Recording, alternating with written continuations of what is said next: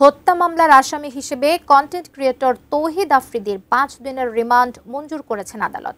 সোমবার শুনানি শেষে এই আদেশ দেন ঢাকার মেট্রোপলিটন ম্যাজিস্ট্রেট সারাহ ফারজানা হক।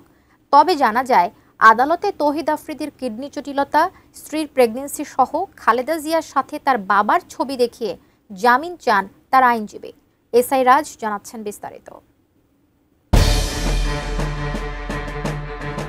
জনপ্রিয় কন্টেন্ট ক্রিয়েটর তৌহিদ আফ্রিদি জুলাই আন্দোলন চলাকালে রাজধানীর যাত্রাবাড়ি এলাকায় আসাদুল হক বাবু হত্যা মামলায় তার ৫ দিনের রিমান্ড মঞ্জুর করেছেন আদালত। ২৫ আগস্ট বিকেলে শুনানি শেষে এ আদেশ দেন ঢাকার মেট্রোপলিটন ম্যাজিস্ট্রেট সারাহ ফারজানা হক। এদিন বিকেল ৩টা ২৬ মিনিটে কড়া পুলিশি নিরাপত্তায় তৌহিদ আফ্রিদিকে এজলাসে তোলা হয়। এ সময় এজলাসে হট্টগোল শুরু হয়। জনাকীর্ণ এজলাসে ব্যাপক হট্টগোলের মধ্যেই মামলার তদন্ত কর্মকর্তা সিআইডির পুলিশ পরিদর্শক খান মোহাম্মদ ইরফান জিজ্ঞাসাবাদের জন্য তাকে ৭ দিনের রিমান্ডে নেওয়ার আবেদন করেন। নতুন বাংলাদেশ গড়তে এলো জুলফিকার স্টিল। জুলফিকার স্টিল, ইস্পাত দৃঢ় অঙ্গীকার।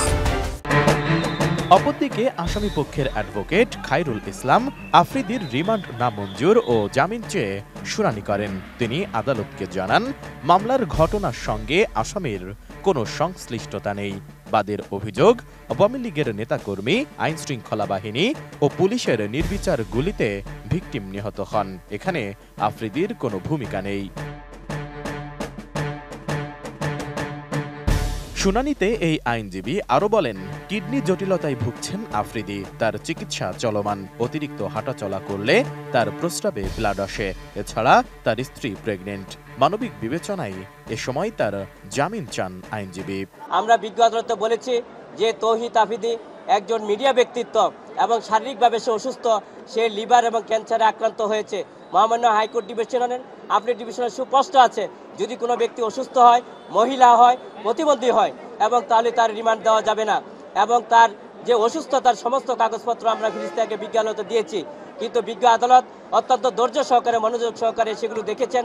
পরবর্তীতে আমরা ওনার জামিন চেয়েছি এই কারণে যে এই ঘটনার সাথে সম্পৃক্ত নাই।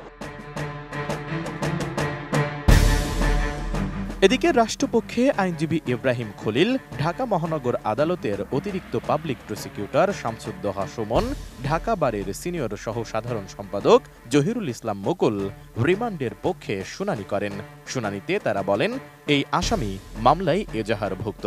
তাকে মিডিয়া সন্ত্রাসী দাবি করে বলেন, এই আসামি লাইভে এসে আওয়ামী লীগ, যুবলীগ ও ছাত্রলীগকে আন্দোলনকারীদের ওপর নারকীয় হত্যাযজ্ঞ চালাতে উৎসাহিত করে। তাকে রিমান্ডে নিলে জানা যাবে কারা এ হত্যাকাণ্ডের সঙ্গে সম্পৃক্ত, কার কি নির্দেশনা ছিল, কারা অর্থদাতা ও অস্ত্রদাতা। এই আসামি ডিবির হারুনের সঙ্গে একাধিক লাইভ করেছেন। এ সময় তারা আফ্রিদির ৭ দিনের রিমান্ড মঞ্জুরের প্রার্থনা করেন। তখন কাঠগড়ার লোহার রেলিংয়ে হাত দিয়ে মনোযোগ দিয়ে শুনানি শোনেন আফ্রিদি। তৌহিদ আফ্রিদি একজন মিডিয়া সন্ত্রাস। সে মিডিয়ার মাধ্যমে সে হাউন আঙ্কেলের সাথে ষড়যন্ত্র করে। আমাদের যে হাউন আঙ্কেল, সে হাউন আঙ্কেলের সাথে মিলেমিশে মূলত এই দেশে যেভাবে আওয়ামী সন্ত্রাস, যুবলীগ সন্ত্রাস, ছাত্রলীগ সন্ত্রাসের দিকে যেভাবে ইনফ্লুয়েন্স করা যায়, তাদের সাথে যেভাবে অ্যাড করে দেশের সন্ত্রাসী কায়েম করা যায়, ছাত্র জনতাকে হত্যা করা যায়, সেই তথ্য সন্ত্রাসের সাথে সরাসরি জড়িত ছিল। এবং যাত্রাবাড়ির ঘটনার সাথে সে সরাসরি ইন্ধন সহ ষড়যন্ত্রে জড়িত ছিল, ডিবি হারুন সহ। পরে আসামি পক্ষের আইনজীবী আদালতকে জানান, আন্দোলনের পক্ষে ছিলেন তৌহিদ আফ্রিদি। আন্দোলনের সময় ছাত্রদের পক্ষে তার একাধিক স্ট্যাটাস রয়েছে। এ সময় এজলাসে ফের হট্টগোল শুরু হয়। আসামি পক্ষের আইনজীবী তখন খালেদা জিয়ার সঙ্গে আফ্রিদির বাবা নাসিরউদ্দিন সাথীর ছবি আদালতকে দেখান।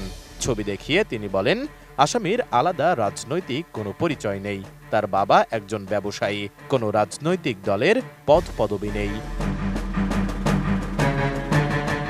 এ সময় আফ্রিদির কিডনিতে জটিলতা আছে জানিয়ে তাকে আনা নেওয়ার ক্ষেত্রে আদালতের কাছে অ্যাম্বুলেন্স সুবিধা চান তার আইনজীবী। এর আগে ২৪ আগস্ট রাতে বরিশাল থেকে তৌহিদ আফ্রিদিকে গ্রেপ্তার করে সিআইডির একটি দল। পরে তাকে বরিশাল থেকে ঢাকায় আনা হয়। এসআই রাজ, এটিএন নিউজ, ঢাকা।